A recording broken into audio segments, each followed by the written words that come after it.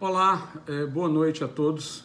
Como eu havia dito, eu iria usar esse tempo a partir das 18 horas para falar sobre algumas questões jurídicas concernentes àquilo que nós estamos vendo no momento.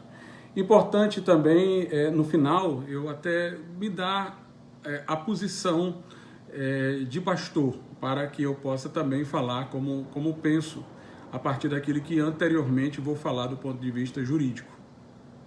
Nós estamos num sistema federativo, uma grande invenção norte-americana, que depois se acomodou em outros países, inclusive da Europa, como a Alemanha. E o Brasil, que desde a Constituição de 1891, o tem também como seu sistema de técnica vertical de separação de poderes. Nós temos a técnica horizontal, poder executivo, legislativo e judiciário, e uma técnica vertical, que são as instâncias federativas, a União, o Estado e os municípios. Na verdade, os Estados Unidos, quando idealizou esse sistema federativo, muito embora tivesse tido uma remota influência de Montesquieu, que fala mais em confederação, teve uma influência mais direta de um calvinista, pensador protestante, chamado Althusius, que é considerado também o pai do Estado de Direito, muito embora Locke seja mais conhecido, John Locke, de todos nós. Ele viveu na Holanda e lá ele falou de uma espécie de federalismo simbiótico. Então, o federalismo, ele nasce dentro de um contexto evangélico, protestante. Inclusive, nos Estados Unidos, eles faziam alusão a Israel, que tinha as suas 12 tribos, né? Em cada uma das tribos tinha os seus líderes, a sua liderança. Então nós estamos nesse sistema, que é um sistema que parte de uma desconfiança do ser humano, em particular daqueles que governam. Tanto a separação horizontal de poderes como a separação vertical tiveram sucesso no contexto protestante, Inglaterra, Estados Unidos, inicialmente, por causa da visão do ser humano, enquanto que na França, por influência de Rousseau, se imaginava o ser humano originalmente bom, apenas corrompido por algumas circunstâncias sociais. Para os protestantes, o homem, embora tendo sido criado bom, ao cair em pecado, ele foi corrompido na sua natureza. Então ele é inclinado a fazer abuso daquilo que é bom. Na verdade, o mal, ele é a escolha de um bem inferior a um bem superior, ou então o abuso de um bem. O homem continua, por força de sua criação à imagem e semelhança de Deus, de certa maneira inclinado ao bem, mas o pecado corrompe essa inclinação e aí ele prefere o bem inferior ao bem superior, ou então ele se excede nos seus bens, né? no fruir dos bens. A exemplo da fornicação, da promiscuidade. O sexo é um bem, mas a promiscuidade, o adultério, a fornicação, a sodomia são abusos. Como também o alimento é uma coisa boa, mas a gula, que é um excesso, é uma coisa ruim. Como também a pessoa, por exemplo, preferir como Esaú um prato de lentilhas à sua primogenitura, foi pecado, porque, notadamente, o prato de lentilha é uma coisa boa, o alimento é bom, mas ele preferiu um bem inferior a um bem superior. Então, esta inclinação do homem é que justifica aquela afirmação que às vezes atribui-se a Montesquieu, e vemos mais claramente no Lorde Acton, de que o poder corrompe, o poder absoluto corrompe absolutamente. Por isso, a necessidade da separação e do controle de poderes, e em países continentais, como os Estados Unidos, o Brasil, a importância que tem o sistema federativo. A nossa Constituição, ela define as competências, não somente dos 3 poderes na linha horizontal, executivo, legislativo e judiciário, mas das instâncias federativas. Ela também define as suas competências. Há um tipo de federalismo em que as competências são bem distribuídas, e particularmente os estados eles têm muito espaço de ação. Nos Estados Unidos, por exemplo, como a formação do seu federalismo foi centrípeta, era uma confederação e virou uma federação, os estados têm muito mais competência do que aqui no Brasil os estados têm, porque aqui a nossa formação federativa foi centrífuga, do centro para a periferia, porque durante o Império nós éramos um Estado unitário. Mas nós tentamos, no Brasil, fazer um federalismo parecido com o dos Estados Unidos, na época da Constituição de 1891. Inclusive, nós tínhamos até governadores que eram chamados de presidente, tínhamos até alguns estados que tinham um sistema bicameral, havia muita liberdade de auto-organização e uma grande esfera de competência para os estados.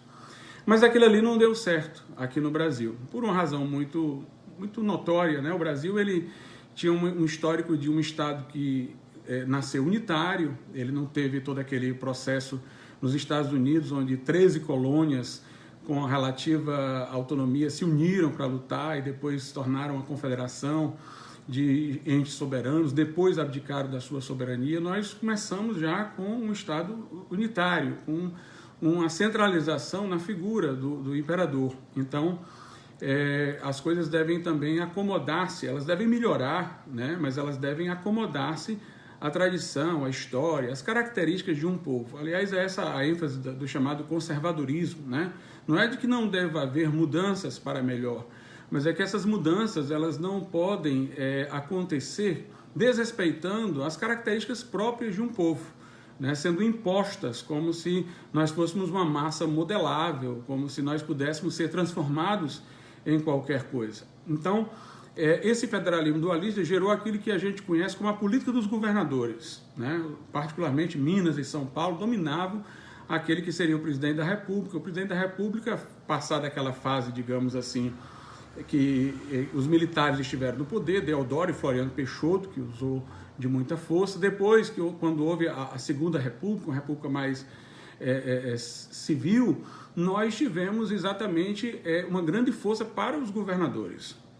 E aí, com aquela política dos governadores, eleições eram corrompidas, fraudadas, revezamento no poder, os estados mais influentes, mais fortes, dominavam, enfim, não foi uma situação muito boa, aquilo colapsou, veio aí o movimento de 30, Getúlio Vargas chegou ao poder. Na Constituição de 34, nós adotamos um modelo outro de federalismo, né? Na de 1891 era um modelo parecido com o dos Estados Unidos, era o federalismo dualista. Em 1934, nós adotamos o federalismo cooperativo. Os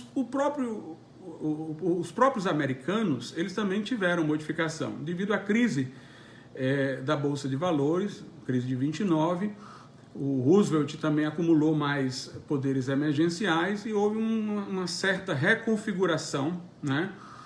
Embora ainda os entes federativos, que não a União, continuaram com bastante competência, mas houve uma reformulação e eles também fizeram algumas adaptações. Viram que o federalismo, como se encontrava antes de Roosevelt, não estava preparado para aquela situação catastrófica que era de âmbito nacional, né? Então nós também adotamos o federalismo cooperativo aqui em 1934. É aquele que não apenas tem a competência da União, do Estado, do município e tal, separadamente, mas tem competências concorrentes, em que eles atuam em conjunto sob a liderança da União, que faz normas gerais, né? Tem competência comum, competência concorrente e tudo mais. Esse federalismo cooperativo é o mais próximo daquele que Althusius defendeu, aquele protestante que eu mencionei, que viveu no século XVII, que era um holandês que escreveu o livro A Política, né? Inclusive muito comentado por von Gierke, que era um jurista alemão que conseguiu, digamos assim, pré-noticiar as contribuições inovadoras que ele estava trazendo. Então, a Alemanha, por exemplo, tem um federalismo também cooperativo. Ele é mais até consentâneo com o que a gente chama de Estado social. Não é Estado socialista, é um Estado liberal, social, onde há certas políticas públicas que requerem da União um maior número de recursos e uma maior presença. Obviamente, quando veio a Constituição de 37, a coisa mudou porque Getúlio vai dar um golpe, surge o Estado Novo e tal, e ali houve o que eles chamavam de federalismo de integração, que era um federalismo só de nome, na verdade não era um federalismo real, a União é que dominava tudo. E aí nós tivemos depois a redemocratização, saímos do Estado Novo, veio a Constituição de 46, mantendo o federalismo cooperativo, que foi também mantido na de 67. Com a chegada dos militares ao poder, houve também uma certa concentração de poderes na União, né? Mais uma vez, houve um modelo de federalismo desses que chamam de integração, que é só um federalismo nominal. Isso na fase dura da ditadura. Eu até aqui quero me posicionar acerca da questão do governo militar, né? Que às vezes tem sido chamado de ditadura militar. Eu acho que durante um período ele foi ditadura e durante um outro período, antes e depois, ele foi um governo militar. Na época, se Jânio Quadros tivesse se mantido no poder, nós teríamos uma situação normal no país, a continuação normal da República. Entretanto, com a renúncia de Jânio Quadros e a chegada ao poder de João Goulart mostrou muita simpatia com a China, com países comunistas. Ele provocava muito os militares, incitava os seus seguidores a certas movimentações e uma série de pessoas começaram a idealizar algum tipo de golpe comunista naquele período.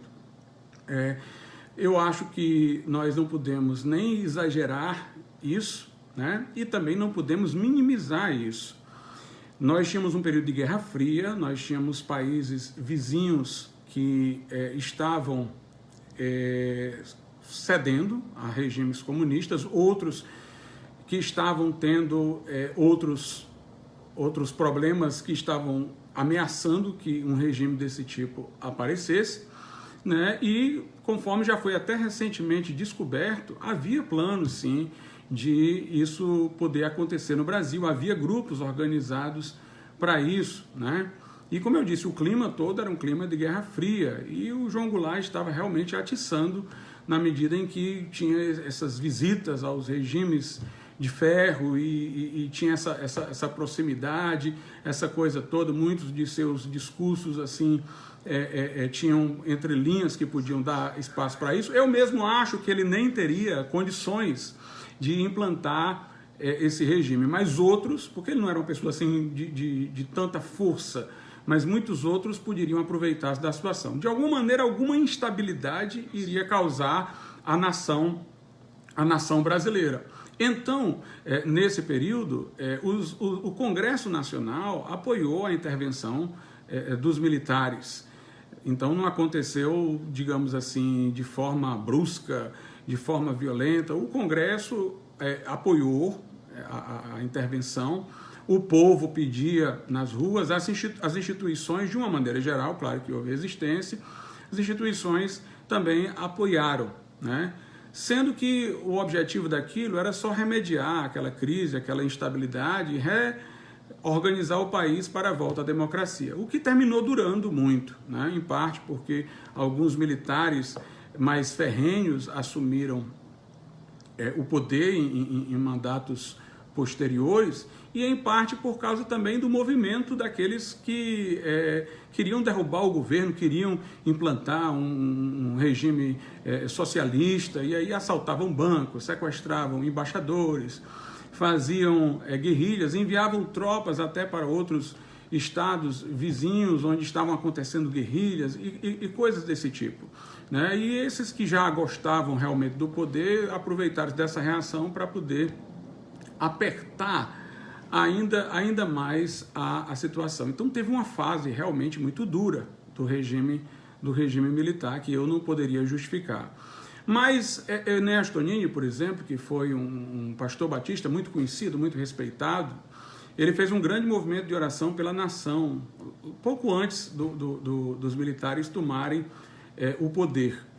E ele acredita, e eu acho legítima a sua crença, ele acredita que aquela ação dos militares foi uma resposta à oração, porque impediu que o Brasil entrasse numa estabilidade maior. Agora ele disse, dizer que aquela intervenção foi uma resposta à oração para impedir um regime comunista, um caos na sociedade, não quer dizer legitimar tudo que o governo militar fez em seguida, ou todo o tempo que ele passou no poder. Não significa isso. Então ele claramente, enquanto vivo, deixou isso claro, que ele não estaria dizendo estar conivente com tudo quanto foi feito no regime militar, mas que naquele momento houve uma certa legitimidade, não apenas o apoio da população, mas o apoio do Congresso e o apoio de outras instituições. Todos estavam insatisfeitos com a situação anterior e todos estavam se sentindo num ambiente de muita instabilidade. Inclusive, muitos que lutaram pela redemocratização do país,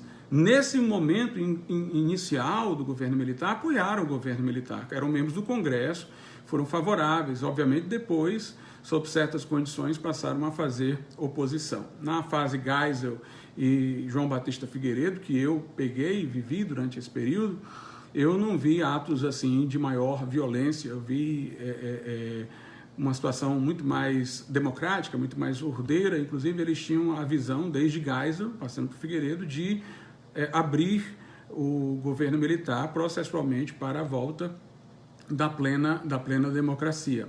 Mas durante a fase dura desse governo militar, houve também um federalismo de integração, entre aspas, né, que não é um verdadeiro federalismo, é uma concentração de poderes na União, né? A Constituição de 1988 é uma Constituição que estabelece o federalismo cooperativo em termos semelhantes à Constituição de 1946 e à de 1934, né? Também a separação de poderes, e procura exatamente resguardar esse equilíbrio entre os poderes.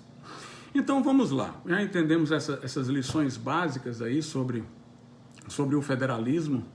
Aliás, a palavra utilizada, que se traduz por federalismo, é uma palavra teológica, está ligada à ideia de pacto, de aliança, que era da tradição da teologia protestante. Portanto, o federalismo muito deve à sua ancestralidade teórica entre os protestantes de várias maneiras. Mas, no momento atual, nós estamos vendo restrição da liberdade de ir e de vir, nós estamos vendo pessoas sendo presas porque estão numa praça pública, nós estamos vendo pessoas sendo presas porque vão a uma praia, nós estamos vendo soldarem as portas de certos comércios, como uma forma de impedir que as pessoas possam trabalhar, prisão de pessoas que estão trabalhando, né? Já vi agressões a picolezeiros, pessoas que são autônomas. Então, uma violência muito grande, uma vigilância muito grande, celulares rastreados para poder identificar onde tem aglomeração. Nós estamos vendo uma invasão da privacidade, um sistema de vigilância sendo estabelecido, enfim, a violação de vários direitos. Até quando alguém quer protestar, já vem ameaça de que vem repressão por fake news e tal, e coisas desse tipo. É claro que nós não somos a favor de fake news, mas se é o próprio governo que controla o que é o que não é fake news, os governos, no caso estaduais, eles que estão interessados nisso, isso é muito preocupante, porque as pessoas ficam com medo de falarem, não porque necessariamente estejam mentindo, mas porque não são elas que definem o que é verdade, né? Então, é uma situação realmente gritante, de muita violação de direitos, e isso é extremamente preocupante. Teoricamente falando, à luz da nossa Constituição, restrição de direitos individuais poderiam acontecer no estado de sítio, no estado de defesa.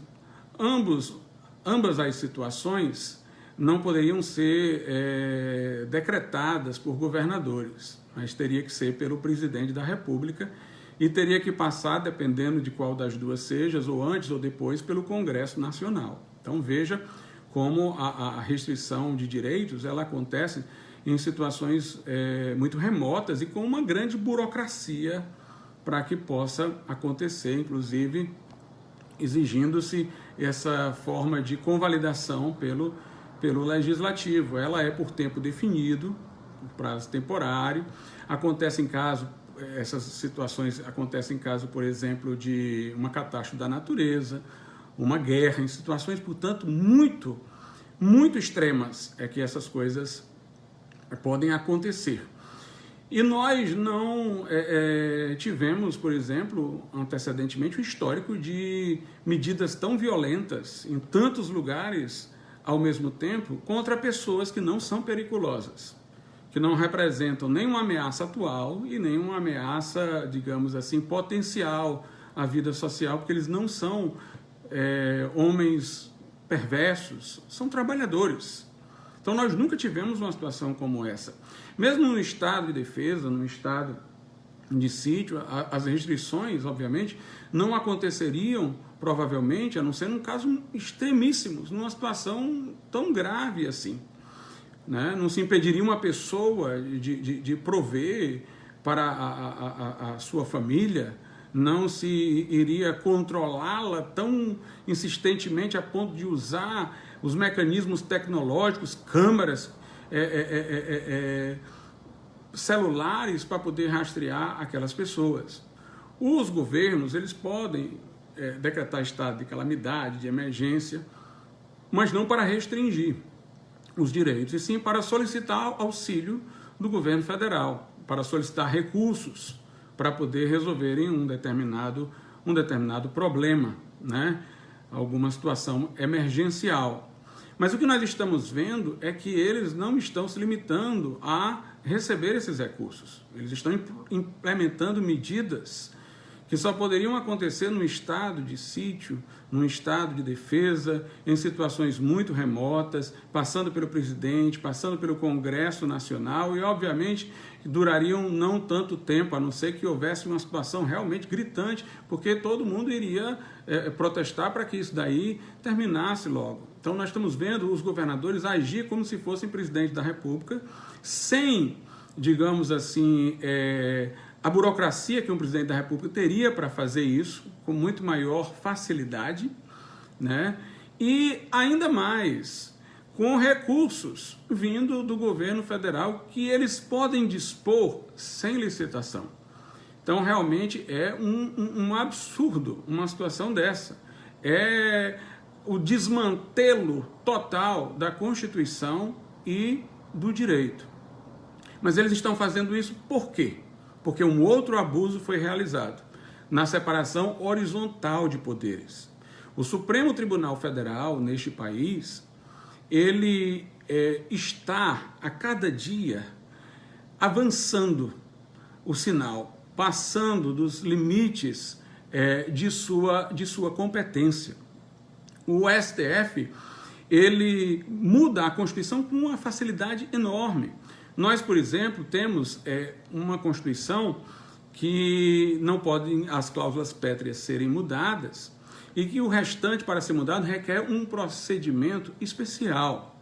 O processo de emenda à Constituição ou de reforma da Constituição pelo Poder Constituinte derivado, exercido pelo Congresso Nacional, é um processo muito rígido.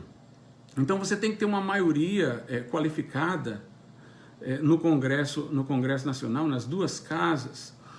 Você tem uma comissão de Constituição e Justiça que vai averiguar aquilo ali e tal, aquelas possibilidades.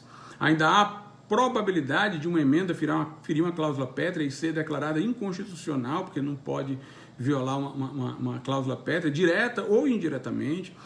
Então nós temos ali um processo rígido para isso acontecer. Eu quero que você pense um pouco. Imagine a eleição de um parlamentar. Ele se filia a um partido, ele faz propaganda durante muito tempo, faz o seu programa político, ele faz todo um trabalho junto à população para poder mostrar que deve ele ser votado e tal. Você tem um dia em que a nação para todo mundo ir votar, e as urnas, um trabalho nacional de um esforço coletivo enorme. Aí essa pessoa vai para o Congresso Nacional, se ela foi eleita como deputado federal ou como senador, como senadora.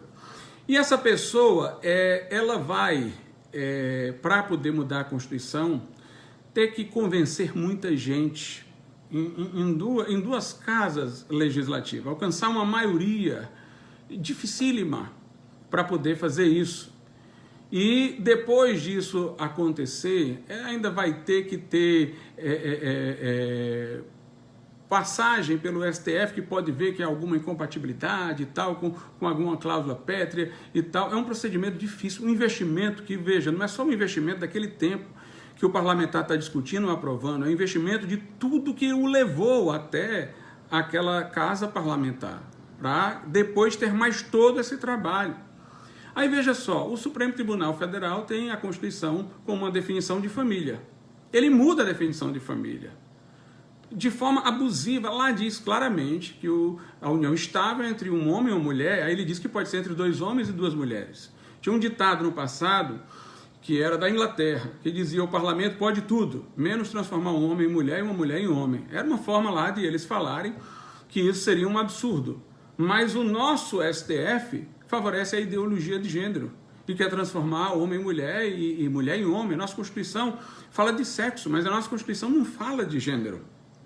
Fala do sexo biológico. Não pode haver discriminação por questão sexual, né? Obviamente, ninguém vai discriminar uma pessoa também por a sua opção de vida sexual. Isso está dentro do princípio geral da liberdade. Mas uma coisa é você respeitar a liberdade, outra coisa é a pessoa exigir que eu minta dizendo a um homem que ele é uma mulher e dizendo a uma mulher que é um homem, né? Inclusive, quando isso primeiro foi aceito, foi dentro de repartições públicas, dentro de escolas públicas, dentro de universidades públicas, onde reina o princípio da transparência, onde reina o princípio da informação segura, né? Já pensou, uma pessoa dá o seu nome social, lá dentro aparece com aquele nome social e no crime ela cometeu no local usando o nome que ela tem no registro de nascimento. Até quantos nomes sociais se pode ter? E se fosse por isonomia, então deveria se reconhecer que qualquer pessoa pode usar o nome social, não somente por razão sexual, mas por razão de preferência. O cara diz: eu não gosto de ser chamado de João, eu queria ser chamado de Roberto Carlos. Então, se ele está insatisfeito com o nome dele de João, está insatisfeito porque tem o nome do pai, não gosta do pai, deveria poder também. Agora, aí você imagina a bagunça que seria, né? Mas é exatamente isso. Quando você pega uma coisa errada e generaliza, aí você vê o absurdo daquela coisa num plano mais diminuto, né? Se fosse para as pessoas terem direito de usarem um nome conforme mudam a sua identidade sexual, e você pode mudar, desmudar, mudar de novo, poderia também, por qualquer razão, mudar o seu nome social. Aí todo mundo mudaria o nome social por qualquer razão, ninguém saberia mais quem é quem e tal. Como é que uma coisa desse tipo é reconhecida primeiramente em âmbito público, onde vigora o princípio da transparência, da confiabilidade da informação? A gente vê que isso é ideológico, porque é referenciado a um determinado grupo, não é abrangente para todos, esse direito de mudar o nome social. Tem gente aí que se sente muito mais ofendida por ter um determinado nome por qualquer razão do que por questão de sexo, né? E se ele for mudar de nome, tentar mudar, vai ter um procedimento rigorosíssimo que essas pessoas não precisam ter, basta elas dizerem e pronto. Então, o Supremo criou a ideia de gênero, que não está na nossa Constituição. O Supremo mudou o conceito de família, mudou o conceito de casamento, criou um caso de aborto que não existia, do anencéfalo. Ora, ele deveria ter declarado inconstitucional o preceito presente no Código Penal que estabelece o aborto em caso de estupro. Obviamente que eu não estou aqui deixando de ser solidário com a pessoa que foi estuprada. Entendo que ela terá inúmeros problemas psicológicos para criar essa criança, ela pode ser dada para adoção, instituições filantrópicas podem cuidar dessa criança, mas eu tenho certeza que ela vai ter muito mais problema psicológico se ela souber que foi assassina de um inocente e que o culpado está vivo. Pode estar até preso, mas está vivo.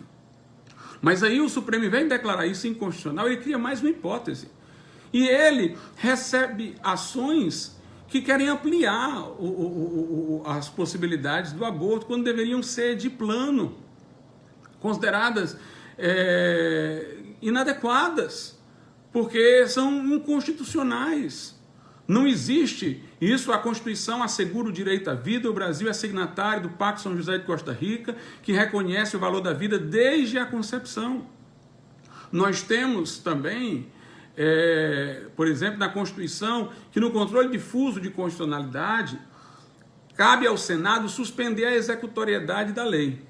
Aí o Supremo diz que por mutação constitucional, essa competência não é mais do Senado, é dele. Imagine que o Executivo fizesse isso, que o Executivo pegasse uma parte lá da Constituição e dissesse que a competência era do Legislativo, ele disse, a partir de agora não é mais sua, é minha. Imagine o caos que seria, o estardalhaço que seria. Então, o Supremo usurpou uma competência que era do Senado, alegando mutação constitucional. Quer dizer, o Congresso, para modificar a Constituição, tem um caminho de sofrimento, uma via crúcia. Enquanto que o STF, numa canetada, altera tudo, afrontando diretamente o texto constitucional, a vontade do Constituinte, pessoas que não foram eleitas, pessoas que não estão sob o controle do voto popular, pessoas que são inatacáveis, porque se confiava nelas para fazerem só o que elas tinham que fazer. Mas elas estão querendo usurpar aquilo que pertence ao Legislativo e aquilo que pertence ao Executivo. Então o Supremo Tribunal Federal, ele não é um guardião da Constituição. Ele é, aqui no Brasil, um destruidor da Constituição. A Constituição está ameaçada nas mãos do Supremo, não protegida. Quando o Supremo diz o que nos interessa é proteger a Constituição, é a Constituição dele. É a Constituição que ele inventou. Porque ele não apenas quer ser executivo, legislativo e judiciário, ele quer ser poder constituinte. Então nós vivemos no momento dentro de uma situação de exceção, eu acredito, dentro de uma tirania, mas essa tirania é do STF. Então esse STF atribuiu a estados e municípios o que era da competência da União. Né? Os estados e municípios estão recebendo dinheiro, que poderia ser por estado de calamidade, de emergência e tal, mas estão também tendo competência, dentro da visão do Supremo, para cometer abuso contra liberdades individuais, para restringirem liberdades individuais, sem haver um estado de defesa, sem haver um estado de sítio, sem haver a burocracia que é preciso para isso acontecer, a nível federal, com a participação do Congresso, que eu lembro que tem não só representantes do povo brasileiro, mas representantes das entidades federativas. No caso, o Senado. O Senado representa as entidades federativas. E tem todo aquele processo rigoroso para uma coisa dessa acontecer. E os governadores estão podendo fazer isso. Porque o Supremo inverteu a ordem federativa. Ainda que o Supremo dissesse isso, nós ainda teríamos, e isso tivesse algum valor, que não tem, mas ainda que ele dissesse isso, e isso tivesse algum valor, nós deveríamos lembrar que atividades essenciais são mencionadas em leis federais e um decreto, que obviamente regulamenta lei que fala em atividade essencial, é que pode elencá-las.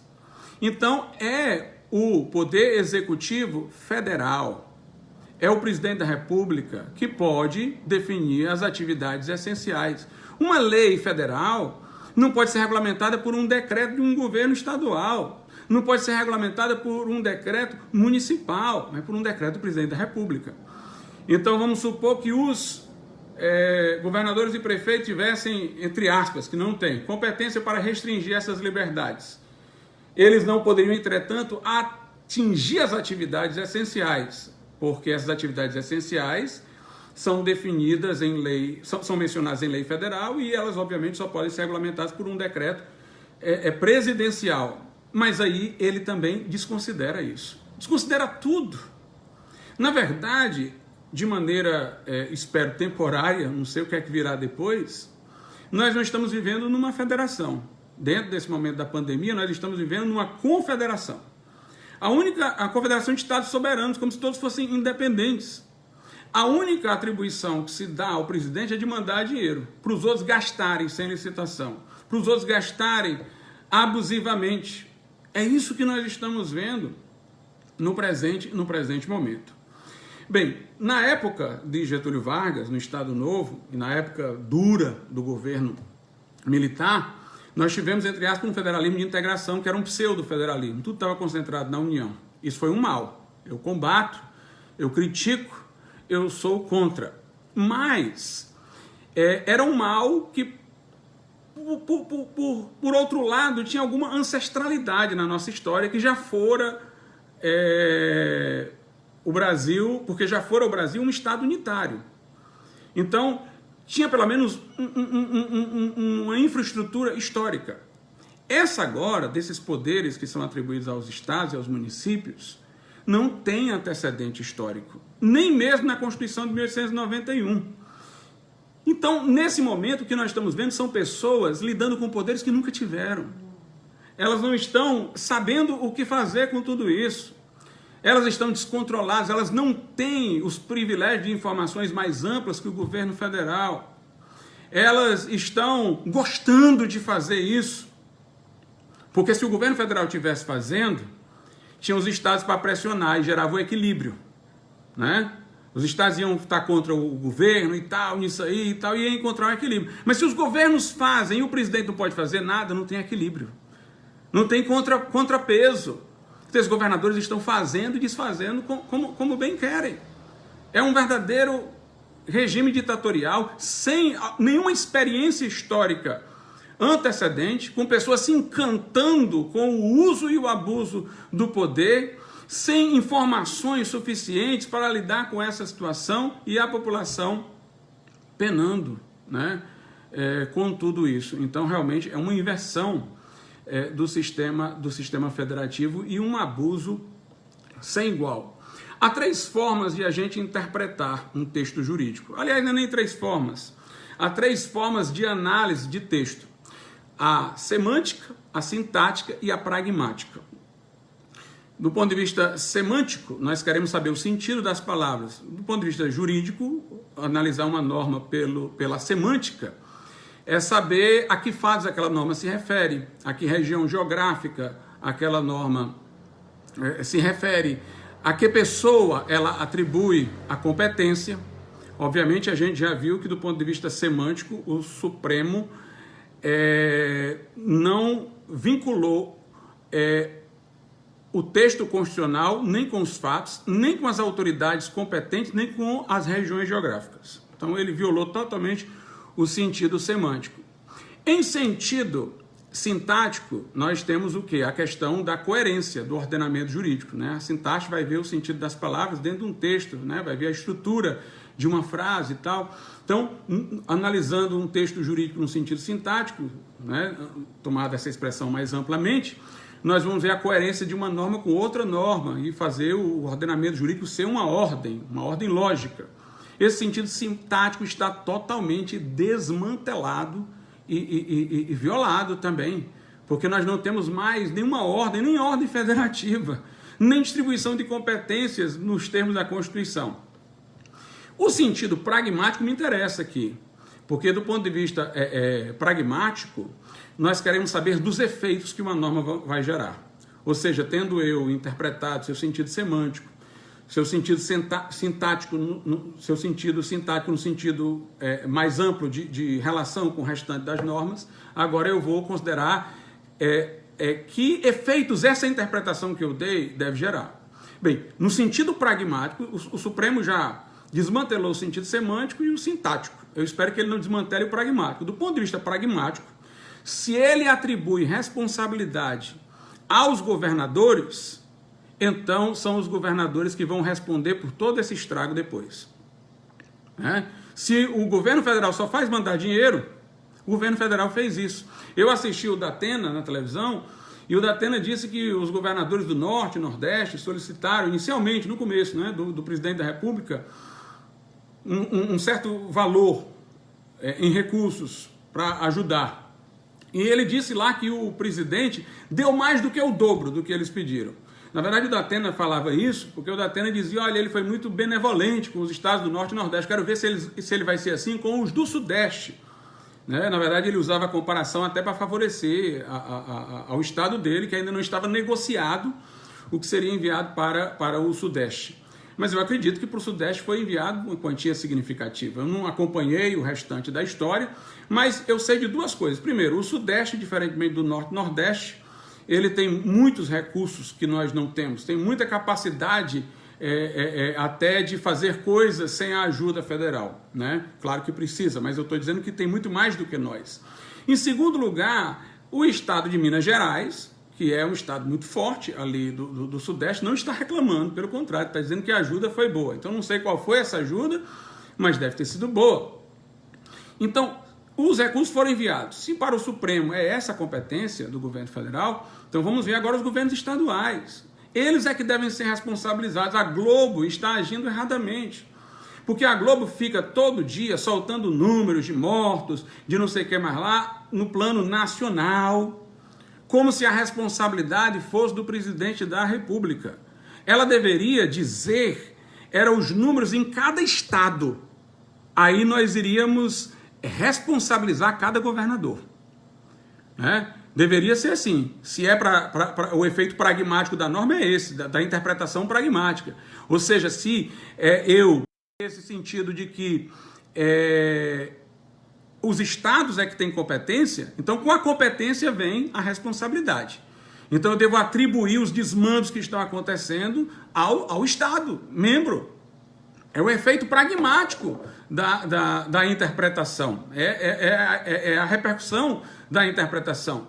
Então, vamos responsabilizar os estados, que a Globo diga quantos óbitos estão acontecendo, os problemas hospitalares e tal, e não associe com o governo federal, não, associe com os governos estaduais, porque eles é que estão se responsabilizando.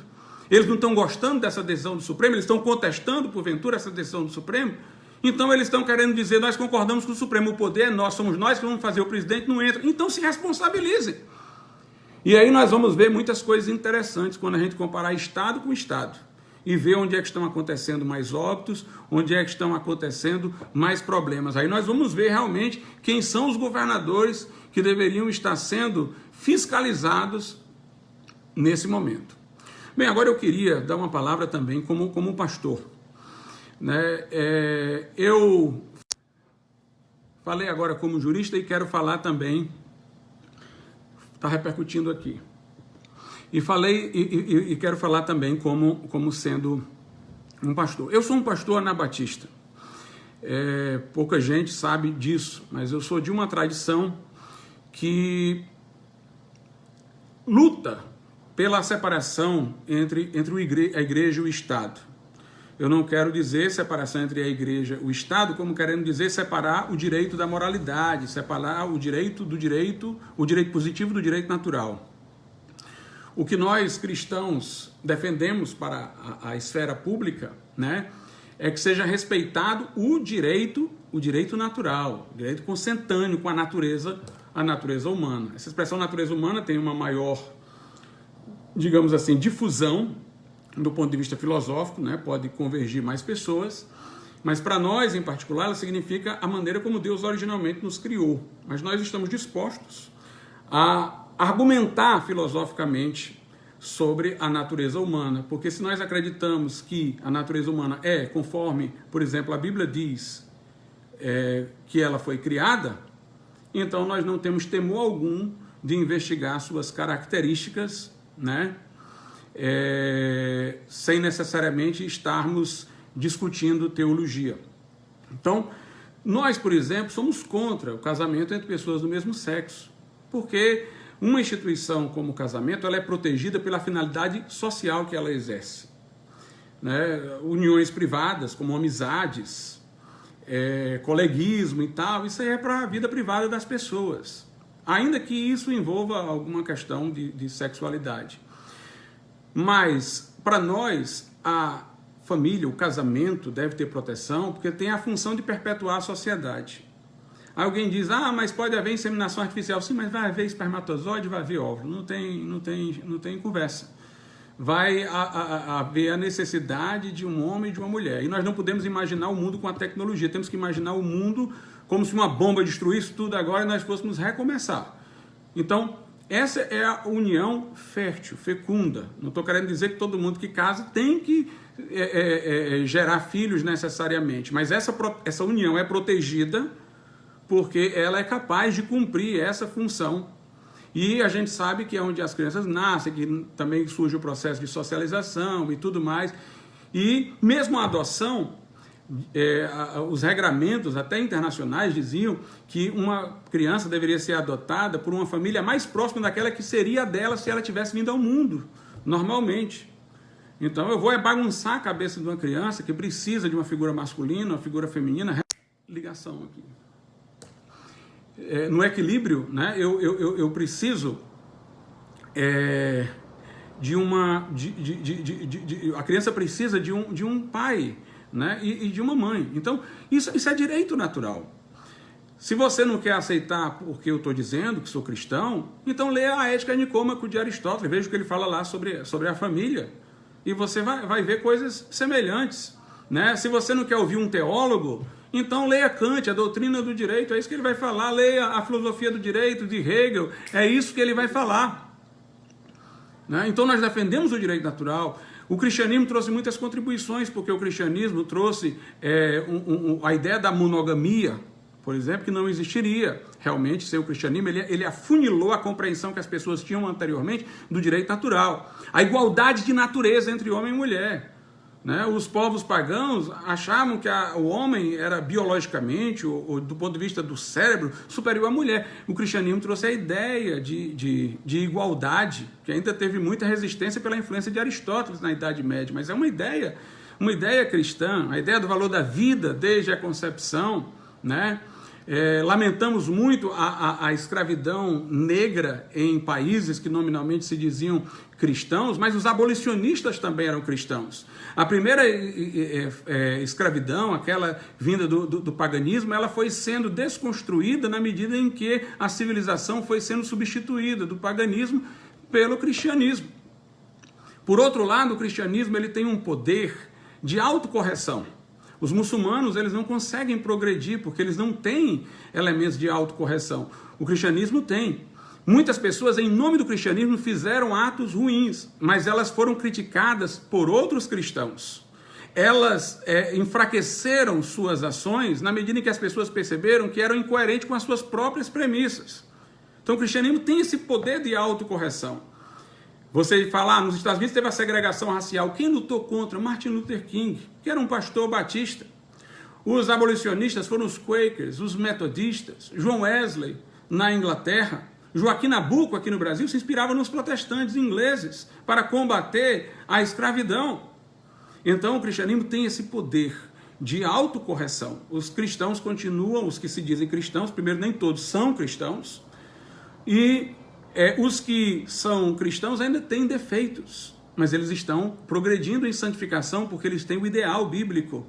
Então a Bíblia, ela pode ser distorcida, mas ela termina prevalecendo, né? Ela termina sendo um instrumento de desmonte daquilo que é abusivo.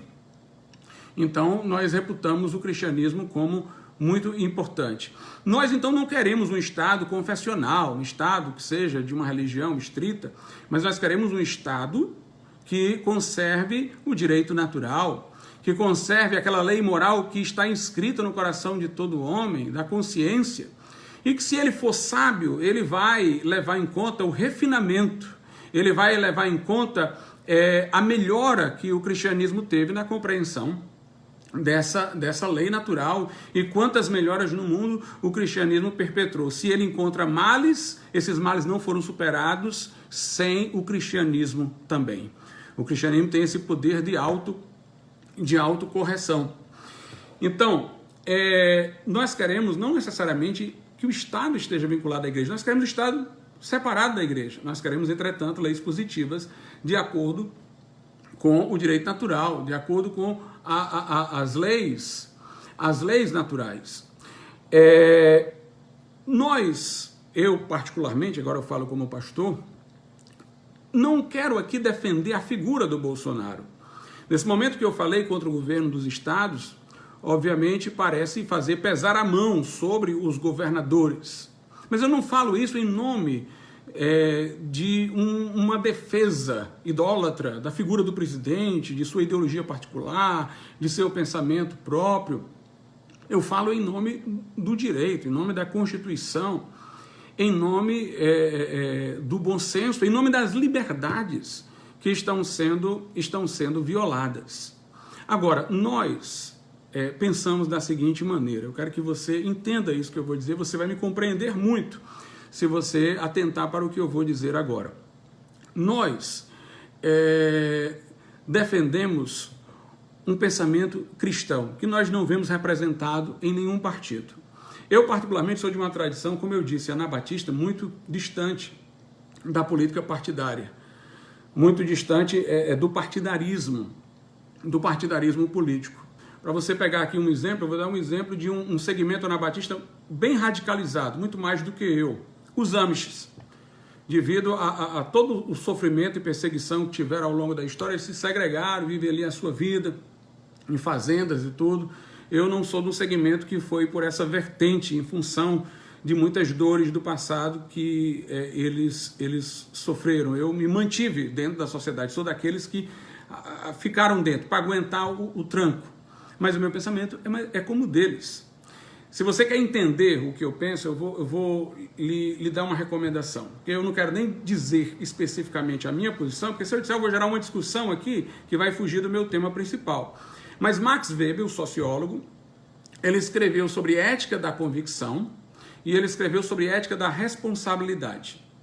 E ele falou da ética da convicção como aquela que, se abraçada for, é a ética que ele exemplifica como a do Sermão do Monte, dificultará a pessoa de participação em política partidária. Então, leia Max Weber, quando ele fala sobre as duas vocações, ou quando ele fala sobre ética, veja a questão da ética da convicção e da ética da responsabilidade. Eu já lhe adianto que eu defendo a ética da convicção. Aí você vai ver lá como é que ele deduz da posição de quem defende uma e quem defende outra. Mas eu não me interesso por essa questão partidária. Entretanto, eu vivo num mundo que a minha Bíblia diz que jaz no maligno. Como jaz no maligno, as instituições dele são corrompidas. Todas as instituições, em grau maior ou grau menor, elas são corrompidas. Então, o que é que eu entendo que é a minha responsabilidade fazer? Quando algumas dessas instituições estão mais fortes, eu tenho que fortalecer as que estão mais fracas, para gerar um equilíbrio. É a mesma ideia lá da Torre de Babel. A Torre de Babel, o mundo todo se uniu, fez aquela Torre de Babel para empinar o dedo diante de Deus, para dizer que o homem era capaz de resolver qualquer coisa, para mostrar a glória humana, o orgulho, a soberba. Aí Deus pegou e espalhou aquelas nações, dando-lhes línguas diferentes. Por isso que eu defendo a soberania das nações, eu defendo a separação de poderes, eu defendo o federalismo para estados continentais e eu defendo a soberania das nações. Sou contra o globalismo, porque tem que haver equilíbrio. Um governo global não tem como se equilibrar, ele vai se tornar autoritário necessariamente.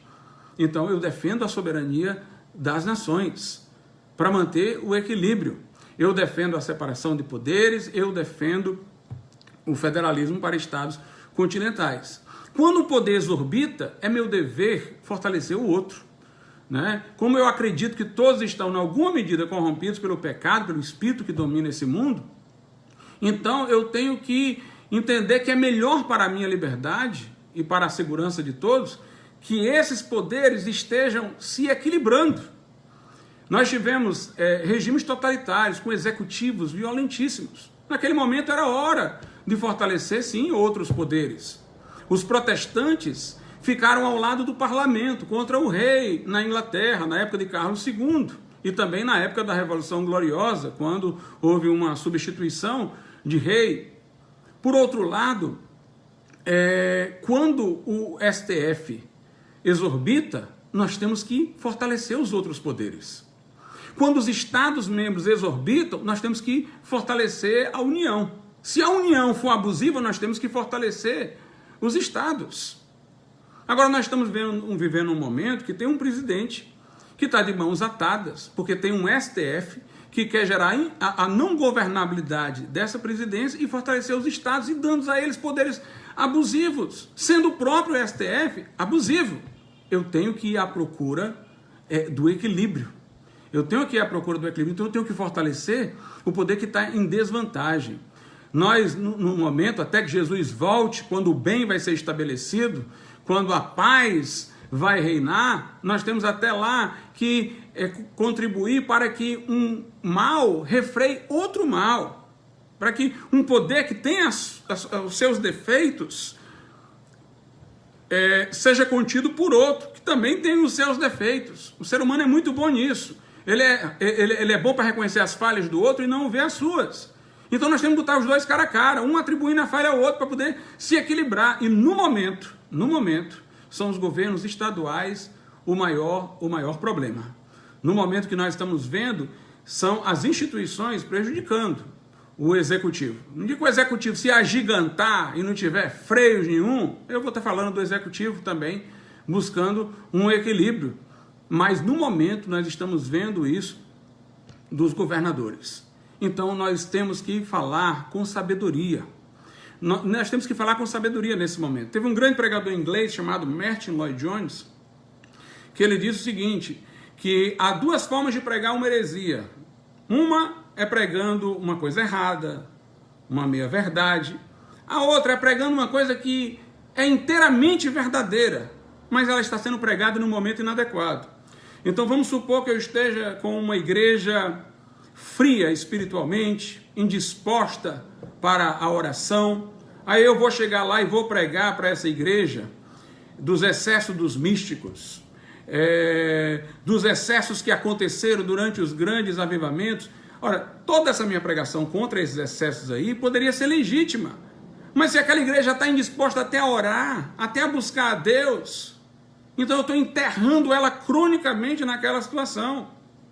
E aí eu vou para uma outra coisa também, eu vou chegar para uma igreja que está excedendo, tendendo para um fanatismo, com pessoas querendo viver segundo intuições repentinas e coisas desse tipo, contrárias à Bíblia, à palavra de Deus e tal. Aí eu vou chegar lá e vou falar para aquela igreja, irmãos, nós temos que buscar mais revelação de Deus. O que eu estou dizendo pode ser até verdade, mas é a verdade na hora ruim, é a verdade na hora inadequada. No momento que nós estamos agora, por exemplo, eu tenho muitas discordâncias dos católicos, mas eu não estou atacando o catolicismo, da esfera pública não, porque eles estão sofrendo a mesma coisa que nós estamos sofrendo, não interessa enfraquecer. Eu tenho muitas restrições aos neopentecostais, teologia da prosperidade, eu ataco violentamente, tem pregações minhas aí na internet que são colocando para quebrar, mas eu nesse momento não os estou atacando. Eu sei que eles têm excesso e eles se preparem que eu vou pegá-los de novo em momento posterior, mas não é esse o momento, porque eles estão, digamos assim, sendo ofendidos pela mesma restrição de liberdade. Então não é hora para eu estar com essa questão, nem hora para arminiano e calvinista estar discutindo, não. É hora para a gente estar procurando manter a sociedade com os direitos individuais. É hora de a gente estar procurando garantir a liberdade religiosa. É hora de a gente estar procurando garantir o funcionamento dos templos. E a gente tem que se unir até com os trabalhadores que estão lutando para trabalhar. Então tem tempo para tudo debaixo do sol, diz lá em Eclesiastes. Tem tempo de edificar, de derrubar, tempo de plantar, tempo de arrancar o que se plantou. Então esse não é um tempo para divisão. Não é um tempo para divisão.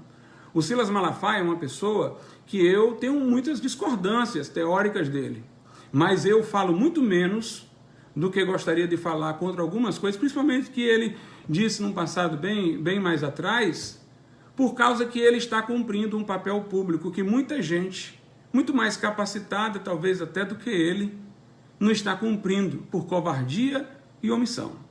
Então, nós temos que entender, não é só a gente falar a verdade, é a gente falar a verdade na hora certa, é a gente falar a palavra temperada com sal, é a gente falar o que é preciso para restaurar o equilíbrio naquele momento. Então muita gente, quando eu falo aí contra os governadores, abuso e tal, o cara é bolsonarista e tal, eu quero até lhe adiantar uma coisa. Por favor, meus irmãos, não, os que discordarem de mim, não discutam aí embaixo. Se você discutir aí embaixo, você vai fortalecer o outro lado. E eu não quero que isso aconteça nesse momento, mas eu votei nulo nas eleições. Eu, portanto, posso falar com toda a liberdade.